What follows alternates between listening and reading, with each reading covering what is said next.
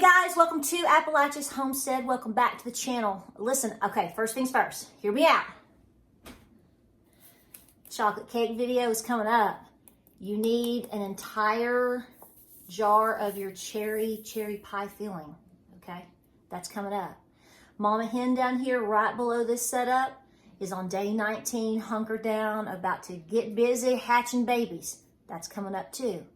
But what we're gonna talk about today is important and imperative and something that I would call a call to action for everybody out there. Not just some, all. So I want to invite you into the kitchen to have a quick sit down and conversation. This is the video that I was talking about that has been heavy on my heart, and there's different parts of this that I want to talk about.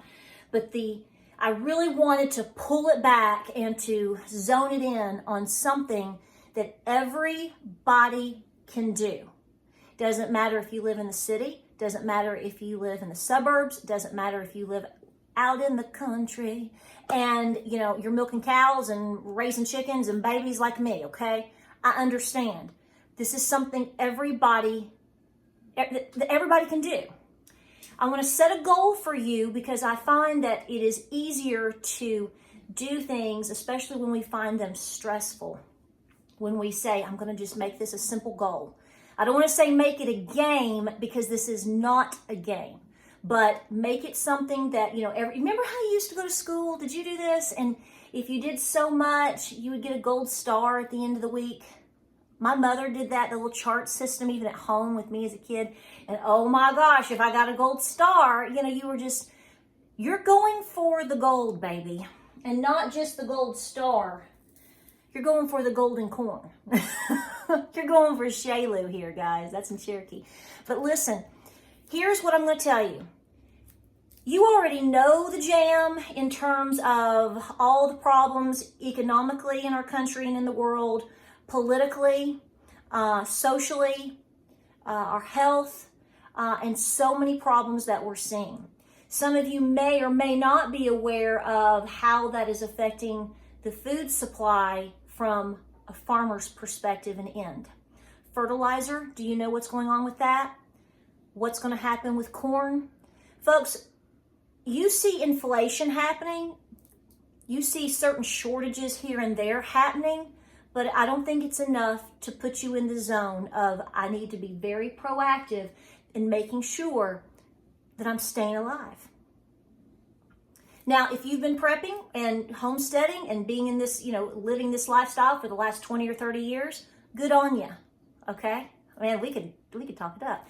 But if you aren't, this is, or haven't yet, or haven't really done that much for different reasons, this is the path I want to set you on today.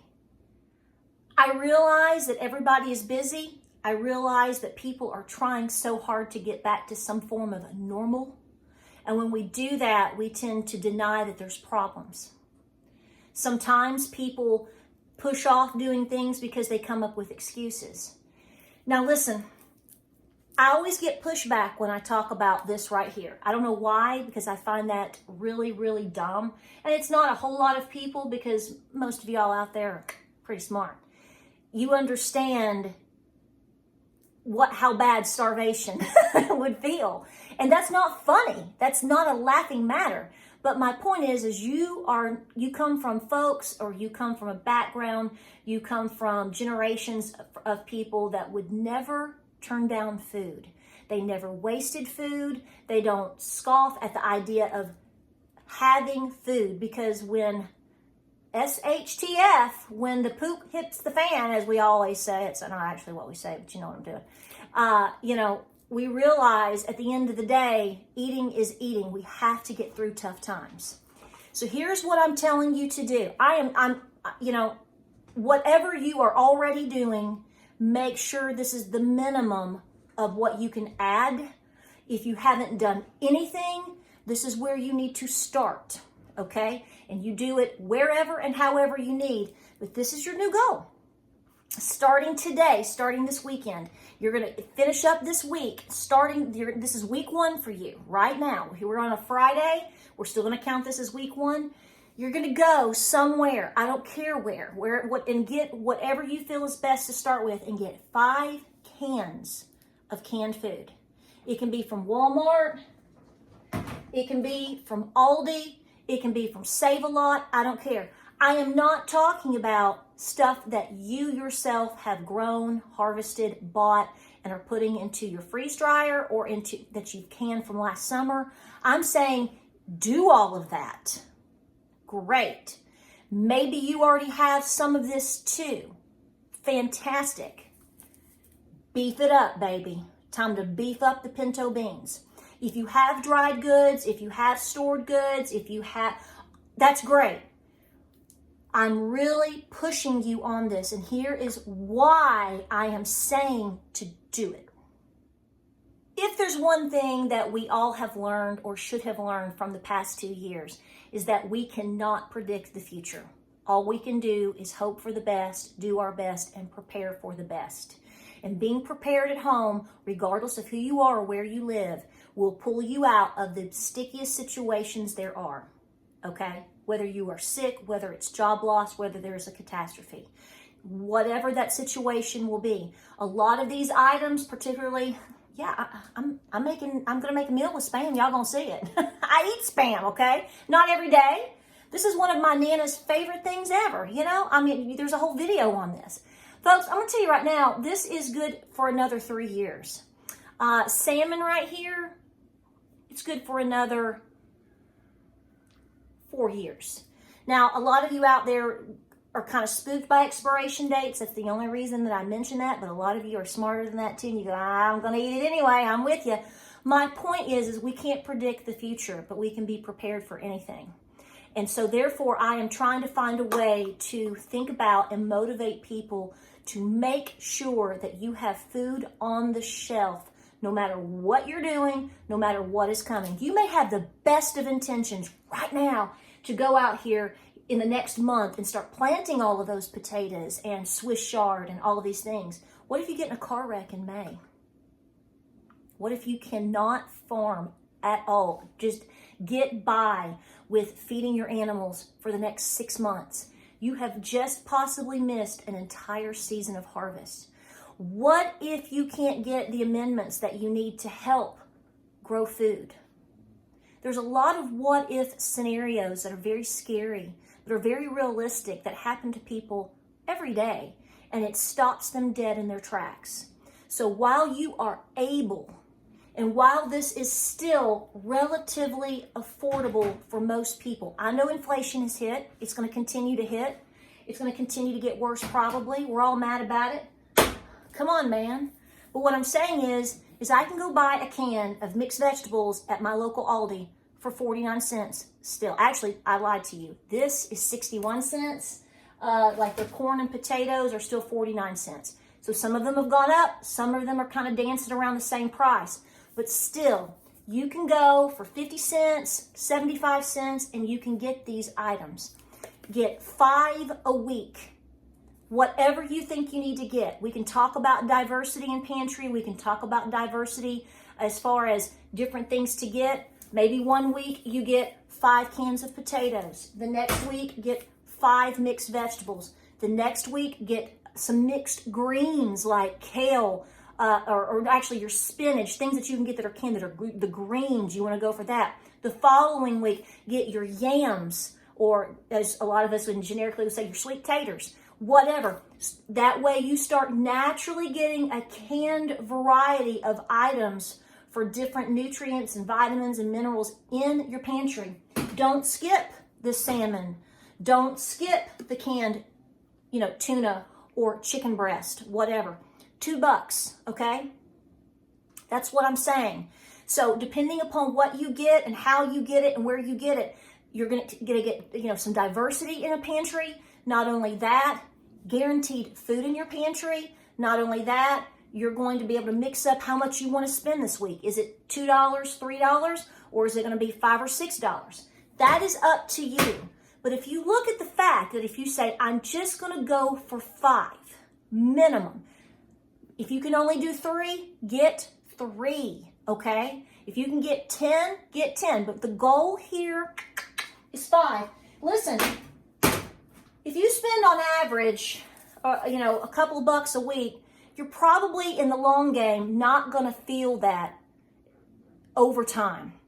But in a year, if you say, I'm going to get 5 cans a week, no big deal. They're not to eat this week unless I absolutely have to. They are to put away in a special place.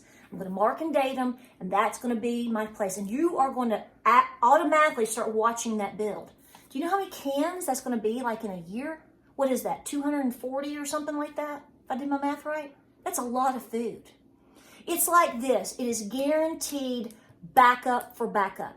It does not negate any skills that you need to learn. It's not taking away from anything that you can make yourself, grow yourself, put away yourself. But I'll tell you what, I'm actually looking at doing things very differently right now. I am going to do some gardening this year, but I'm actually looking at really working on fencing, my orchard, grapes, long-term perennials, medicinals, and really beefing up my soil. I am not sure that putting off some of what I can do in the ground, getting out there and just putting it in this year is necessarily where I'm going to go, Mach 2 with my hair on fire. Maybe 2023 is going to be the year that I have to do it, that maybe you have to do it. All the while, I've got my backstock. And you know what you're doing also? If you are into canning at home like I am, you've seen videos, we've talked about it, we've been into this for years. But my point is, a lot of good canning items right now are not necessarily easy to get. Canning lids, you've seen what's happened with that over the last year. If it's eased up a little bit for you and you've actually been able to get some really good items and they're kind of put away, while the getting is good here, maybe that's where you need to focus and work on your compost and securing your hen house and securing your property. I'm not saying don't do these things, but I'm saying there's a voice telling me to tell you to possibly rethink about what are some of the things that you're doing this year, because you're going for the long game here. We're not throwing Hail Marys. We're going long game. So be smart. And like I said, this is for folks that are just starting out. I get a lot of people that ask me questions, and I'm going to be honest with you, a lot of people are in a very state of panic because they're worried, and they should be. That's a good thing. Let that motivate you to take action. I can't think of a better thing to tell you to do that you can just absolutely, no matter where you are, who you are, what you can do today. You can take back some control. Here is the last thing I want to say. If nothing ever happens in your life and everything is wonderful and we're all sitting around in 2 or 3 years sipping on margaritas together, you know what? You have got a beautiful offering that you can go give to a shelter, a church, and give to people in need. You have nothing to lose and everything to gain. And also, if you've never considered the idea of bartering, most people like to eat. So I would say that this has a lot of power, probably more important than the almighty dollar, especially in the direction that we're headed. So your goal is 5. It's up to you. It's up to your budget and where you go and what you do. Write it out. Think about it. It'll be a wonderful goal for you and your family to sit and watch grow, and watch it grow. You're going to watch this grow. Find a place in your home that is secure, out of the way. Get you a simple shelf and start building. This is what building back better looks like. Take your control back today. If you like this video, please share, like, and subscribe. We appreciate you being here. This is a community. We're helping each other. We're de-stressing each other.